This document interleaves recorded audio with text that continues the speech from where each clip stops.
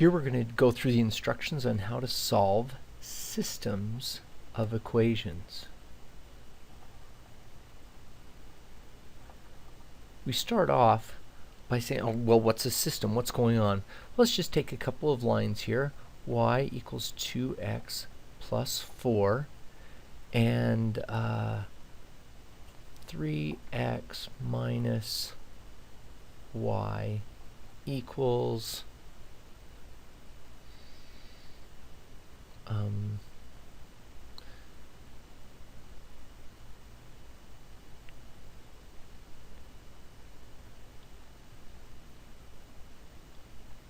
minus 1. So we take these things, and for this guy right here, we'll highlight him in blue. If we put him on a graph, we get 0, 4 is a point on that line, and the slope is 2 up 2 over 1, and we get a line. Now this line represents all of the individual pairs of x, y that will fit on y equals 2x plus 4. Now here, if we do this guy in red, we say 3x minus y equals negative 1, and graph him on the exact same thing, we have that 0, 1 works, and this has a slope of 3, 1, 2, 3 over 1. So this guy comes up here like this,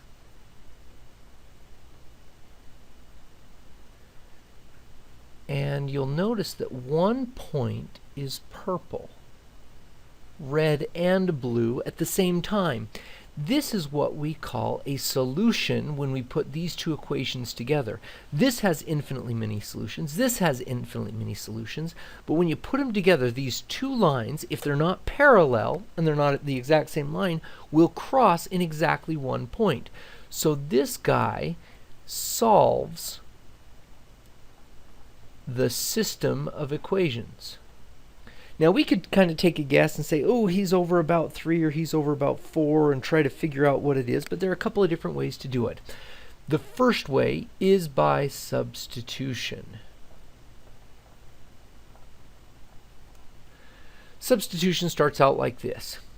We say 3x minus y equals a negative 1, and we say, well, what if y were 5? You know, fill out that little chart like we did at the very beginning of lines. Stick 5 in here, and we get 3x minus 5 equals negative 1, and then dot, dot, dot, dot, dot, find x as its partner. What if y is 9? What do? Well, we go 3x minus 9 equals negative 1, and solve it.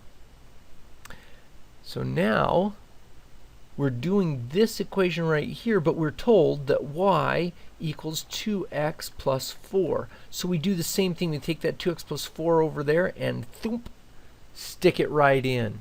And we get 3x minus y. We now know what y equals a negative 1. And we solve this. The big secret of doing this is this equation had two variables in it. That equation had two variables in it. By getting y equal to something and sticking it in, we now have an equation that only has one variable, which we can solve. 3x minus 2x minus 4 equals negative 1. 3x minus 2x is x. Add 4 to both sides, and we get x equals 3. That tells us at this point right here, the x coordinate is 3 something.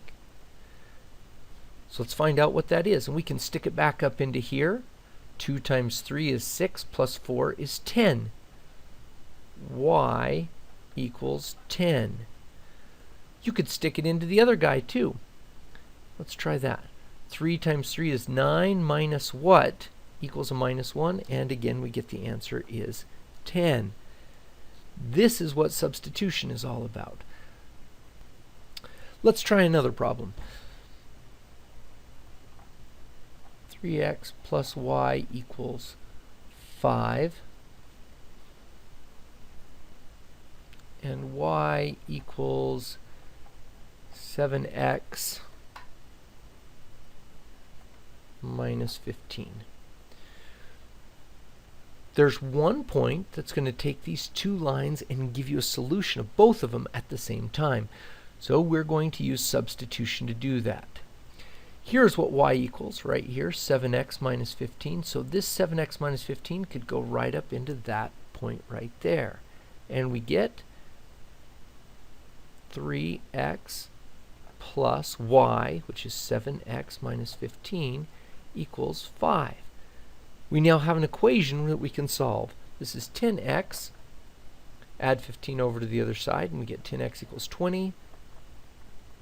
X is 2. This gives us half of the answer. Let's draw a graph right now so we can see what we've done. 3x plus y equals 5. 0, 5 is a point. Oh, let's put that guy in red. 3x plus y, 0, 5 is a point. It has a slope of negative 3 over 1. So it looks about like that. And then this other one is y equals 7x minus 15. Let's put that guy in blue. 7x minus 15. So it's right here. Minus 15 is headed up really steeply. I probably got those slopes a little bit wrong. But what it does say is of this point right here, I don't know if it's going to be higher, above, or below that. I'm not sure how to tell that with that sketch. But we do know it's going to be 2 something. Well, let's find out what it is. Stick 2 in right here for x. 6 plus negative 1. Ooh, looks like I did a little bit off and it should have been down here. 2, negative 1. And here's how we do that substitution in. We take that and go right up there. 3 times 2 is 6 plus y has to equal 5. Subtract 6 and you get y equals a negative 1. Same thing, we could have stuck it right in there. 7 times 2 is 14 minus 15 is a negative 1. Either way it'll work. That's what substitution is all about.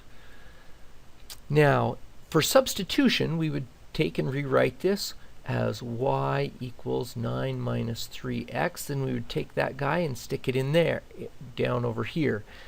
That's what substitution does. I want to show you something new. Without doing that substitution, let's take those guys off and see what happens here.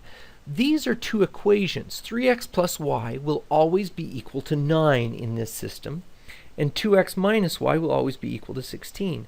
If this is the same as 9, we could actually add this side to here and add that side to here. Now look at what happens when we add equations together. This becomes a 5x. The positive y and the negative y goes away. Equals a 25. You're like, can we really add equations? That's the idea of an equal sign, is that they are the same thing on both sides. So when we add an equation, we've added the same thing to both sides of that bottom equation. And in this case, we have eliminated the y. It is now gone. This method is called elimination. When you get rid of a variable by being able to do that. Divide by 5, and that gives us x equals 5. Like, yeah, that was slick. Those y's just went away. But it has the same purpose as what substitution did, and that is getting it down to one variable. So now we take this 5 and stick it up anywhere we want. Let's put it right there. We get 2 times 5 minus y equals 16. That's a 10. Subtract it over and get minus y equals 6. So y equals a negative 6. That means our solution is x is 5 and y is 6. That point works in both of them. And let's just double check.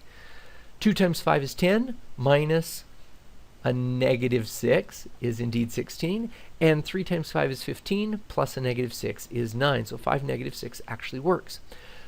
Let's do another one with elimination. Here's another system down here. 2x plus 3y equals, and over here we're going to have x minus y equals, let's do a 13 up there and a 4 right there. Now, up here we just added them and they happen to go away. That was pretty slick. Down here, if we add them, nothing actually goes away. This is a 3x. That becomes a 2y, and that would be a 17. And we didn't really get anywhere. We didn't get rid of any x's. This is where we go back to the grand thing we learned about an equal sign in the first place. You can if you have an equation, you can add, subtract, multiply, or divide anything you want to both sides, and you get an equivalent equation. Wouldn't it be nice if this were a negative 3y? Well, then let's make it a negative 3y. Times everything here by 3. Now could we add these? You may wonder, did we really create the same equation? And the answer is yes. You could check that this has the same slope, goes through the same points. So we now have a system of equations where elimination is well set up. This is 5x. That goes away, equals 25.